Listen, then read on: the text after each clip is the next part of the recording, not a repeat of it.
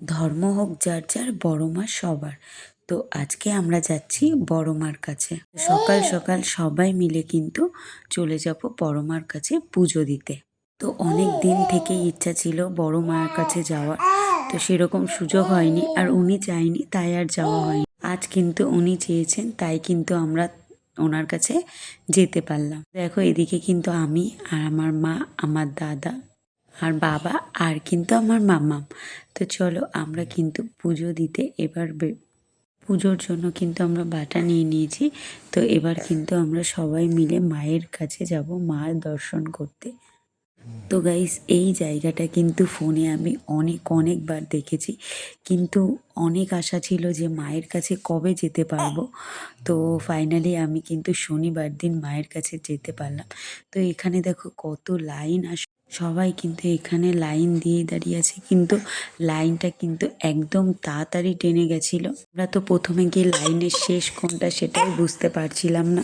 তো তারপর কিন্তু অনেকটা যাওয়ার পরে, প্রায় মন্দির থেকে 1-1.5 কিলোমিটার যাওয়ার পর কিন্তু আমরা লাইনের শেষ খুঁজে পেয়েছিলাম। তো তারপর কিন্তু লাইনে দাঁড়িয়েছিলাম। তো মোটামুটি কিন্তু আমাদের 1 ঘন্টা মতো লেগেছিল মায়ের পুজো দিতে। তো ভেতরে দেখলাম সিস্টেমটা সত্যিই খুব ভালো লাগলো অন্যান্য মন্দিরের থেকে। এই যে আমরা কিন্তু লাইনে দাঁড়িয়ে আছি, আর এই যে আমার মাম্মাম তার দিদুনের কোলে। সত্যি গাইস, কি বলবো, অনেক দিন থেকে ইচ্ছা ছিল যে মায়ের কাছে যাব। অনেকেই যেতে দেখেছি, অনেকবার ফোনে দেখেছি, কিন্তু নিজে থেকে আমার কখনো যাওয়ার সুযোগ হয়নি। তো এই ফার্স্ট টাইম মাকে দর্শন করে সত্যিই খুব ভালো লাগলো। তো এই যে মায়ের মন্দিরে কিন্তু সবাই প্রবেশ করছে, তো অল্প লোক নিচ্ছে, তারপর কিন্তু গেট বন্ধ করে দেওয়া হচ্ছে। তো দেখো এখানে কিন্তু আমরা অবশেষে মন্দিরে পৌঁছে গেলাম।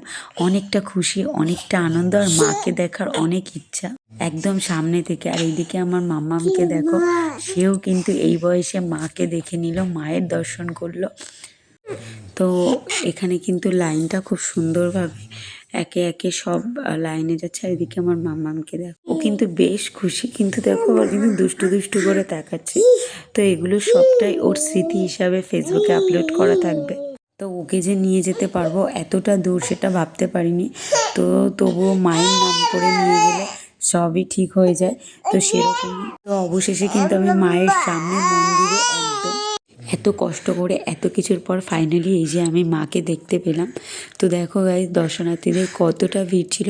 আমরা কিন্তু ফার্স্টে অনেকটাই দূরে ছিলাম। তো তারপর দেখো মায়ের কিন্তু আরতি হচ্ছিল তখন, আর আমরা ঠিক মন্দিরে পৌঁছেছিলাম তখন 1:15 বাজে।